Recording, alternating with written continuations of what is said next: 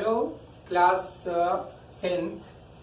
बहुत दिन बाद हम लोग मिलेंगे लाइव क्लास में। तो गूगल मीट और गूगल क्लासरूम दोनों ही ऐप आप डाउनलोड कर लो, क्योंकि अगर लाइव क्लास लेना गूगल मीट से ही पॉसिबल है। जैसे भी होगा वो जो है, लेकिन आप दोनों ऐप अपने पास रखिए। जो उसी समय क्लास के टाइम आपको बताया जाएगा आपको क्या करना है और कैसे करना है मैथ क्लास के लिए। तो आज हम लोग चैप्टर नंबर 3 के बारे में बात करने जा रहे हैं, और जिसे linear equation of the two variable बोलते हैं। और वो पेन और कॉपी खोलिए, उठाइए और लिखना शुरू करिए। और ये linear equation of the two variable, जैसा कि हम लोग टू वेरिएबल जानते हैं, एक्स वाई ए बी, इस तरह से टू वेरिएबल हमारे पास कहे जाते हैं। और टू वेरिएबल के बारे में हम लोग बात करेंगे और उनके इक्वेशन सॉल्व करेंगे। तो ये हम लोग जो है बात करेंगे। तो ये देखिए, आपके पास जो इक्वेशन होता है general equation of two variable, general equation of two variable, यानी कि आप समझ रहे हैं कि टू वेरिएबल इसमें लगेगा। तो टू वेरिएबल लगेगा आपके पास, तो यानी देखिए A X plus B Y plus C is equal to 0। This is the equation, this is not polynomial.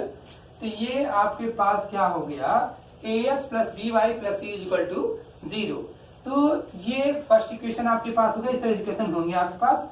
और देखिए, अगर हम दो दो इक्वेशन अगर लिखना है, जनरल इक्वेशन है, और अगर हम इक्वेशन आगे बात बढ़े हम लोग, तो जनरल इक्वेशन तो होगा A X plus B Y plus C. क्योंकि ये देखिए, ये वन वेरिएबल ये है where X and Y are the variable and A B C are constant.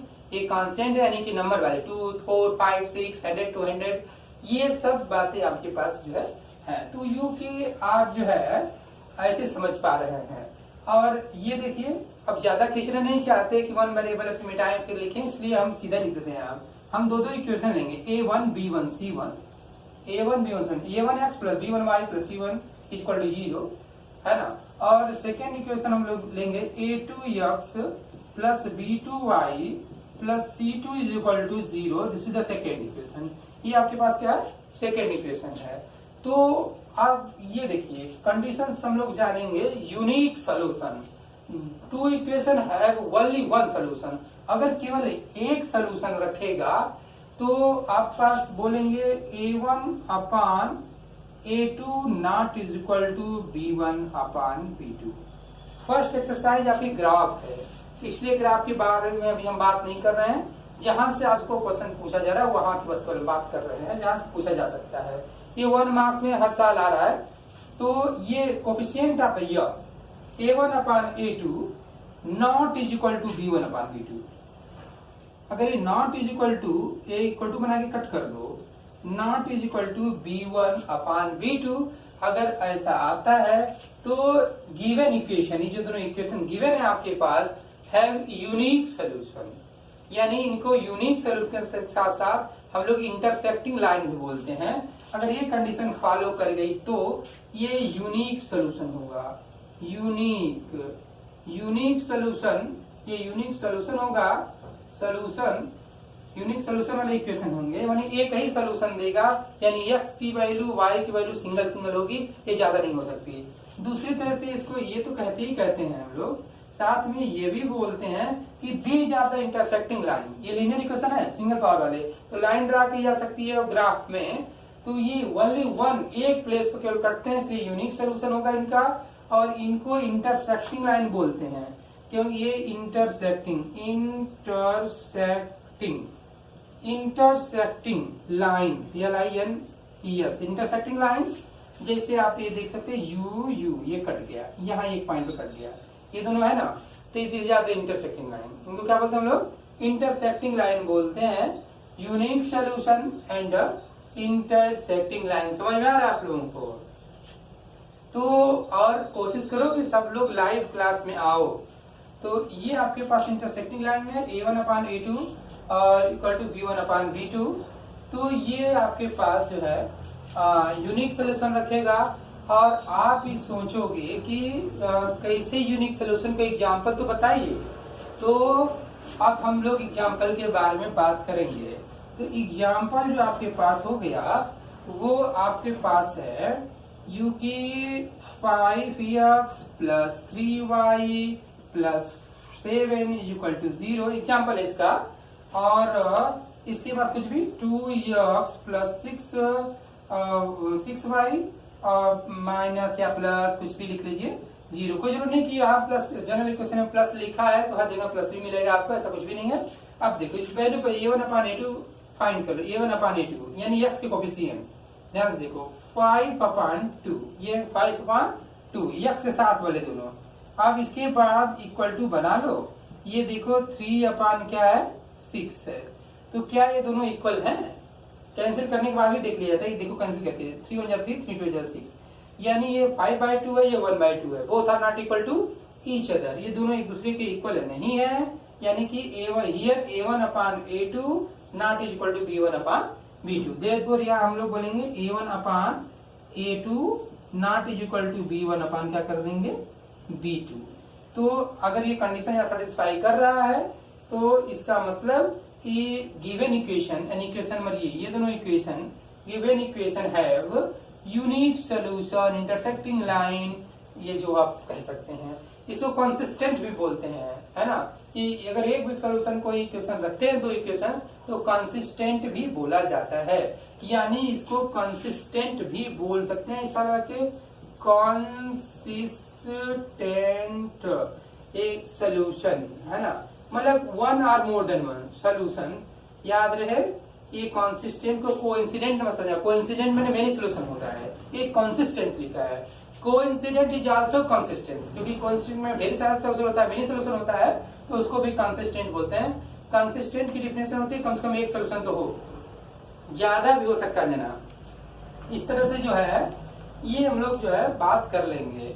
तो ये consistent solution, unique solution, intersecting lines, इस तरह से बात हम लोग कर रहे हैं। और ये आपके पास एग्जाम्पल हुआ ये। इसके बाद जो है इसको नोट कर लो तुम लोग या स्क्रीनशॉट ले लो, तो फिर हम इसके बाद दूसरी बात करते हैं आपसे। और अच्छे से पढ़ो, ये ऑनलाइन क्लासेस हैं, थोड़ा नेटवर्क प्रॉब्लम, थोड़ा ये, और ये भी बताओ कि वीडियो वाला मामला सही समझ में आ रहा है कि जो है लाइव क्लास हम लोग लेंगे ही लेंगे। फिर भी थोड़ा आप लोगों को कमेंट करके बताना पड़ेगा कि क्या सही क्या गलत है, क्योंकि नेटवर्क प्रॉब्लम हर जगह रहती है, तो थोड़ा कॉम्प्रोमाइज तो करना पड़ेगा नेटवर्क से। तो ये कॉपी कर लो, फिर हम दूसरी बात बताएं।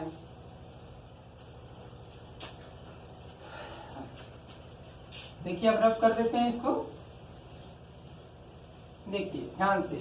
अब एक हम लोग दूसरे सोल्यूशन के बारे में बात कर रहे हैं।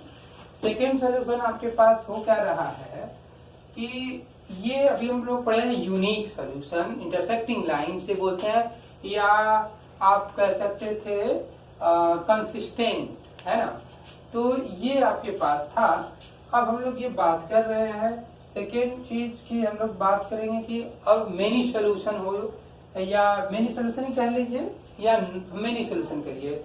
मेनी सोल्यूशन के लिए कंडीशन होगा a1/a2 यानी coefficient of the x, a1/a2 is equal to b1/b2 is equal to c1/c2।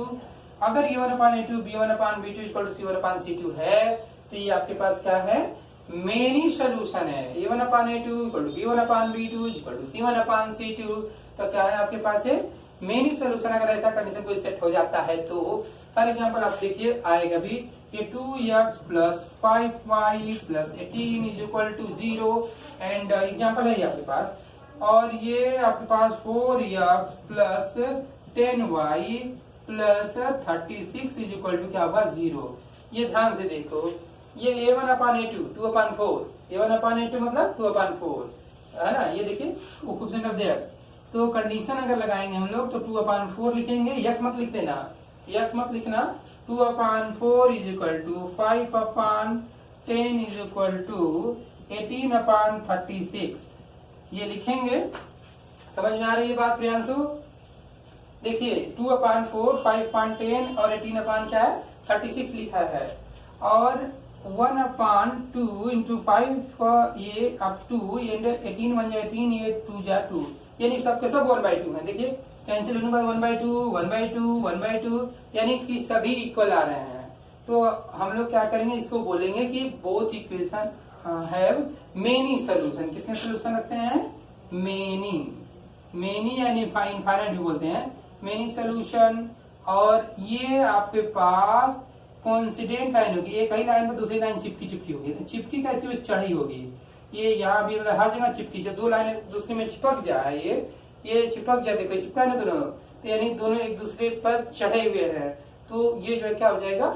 Many solution हो जाएगा। यानी कोइंसिडेंट मतलब जो है एक कोइंसाइड कर रही है, दूसरे पर चढ़ी हुई है, तो मेनी सोल्यूशन हो गया। और इसको जो है ये कॉन्सिस्टेंट इसको भी कहते हैं, कोइंसिडेंट बोलते हैं, कोइंसिडेंट इंसिडेंट और मेनी सोल्यूशन है। और लाइन तो आप देख रहे हैं, इस तरह से आपके पास क्या हुआ? ये मेनी सोल्यूशन वाला एग्जांपल हुआ। और condition of the many solution आपको लर्न कर लेना चाहिए। और इसके बाद जैसे नोट करो इसके बाद हम लोग लास्ट पॉइंट पढ़ेंगे और वो होगा नो सोल्यूशन। तो आप इसको नोट कर लीजिए, इसके बाद हम बात करते हैं। जल्दी करिए, इसको स्क्रीनशॉट ले लीजिए।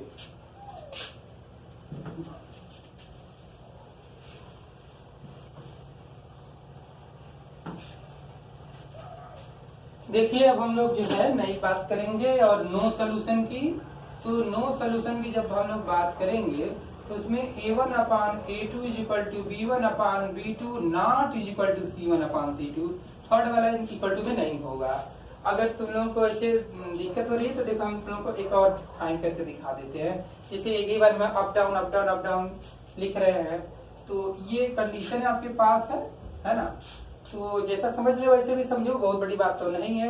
ये देखिए 2x नो सोल्यूशन की बात करें 5y प्लस 18 मेरे फर्स्ट मैंने वही लिख दिया, इक्वल टू 0 लिखना जरूरी है। ये 1 हो गया। और ये 4x प्लस 10y माइनस 36 आपका ये कुछ भी 54 कुछ भी इक्वल टू 0, ये सेकेंड हो गया। तो ये क्या हो जाएगा आपके पास? 2/4 और इसके बाद क्या हो जाएगा? 2/4 है ना। 2/4 आप इसके बाद क्या लिखेंगे? 2/4 क्या हो जाएगा? 4। इधर देखिए इक्वल टू लिखना है फॉर्मूले के अकॉर्डिंग, तो 5/10। आयुष समझ में आ रहा है? आयुष प्रताप सिंह 2/4 5/10 एंड 18 कितना हो जाएगा भाई? 18/54 18/54। ये जो है ऐसे आप लिखिए इक्वल टू देखिए यहाँ नॉट इक्वल टू ना, तो अब देखिए है भी या नहीं नॉट इक्वल टू।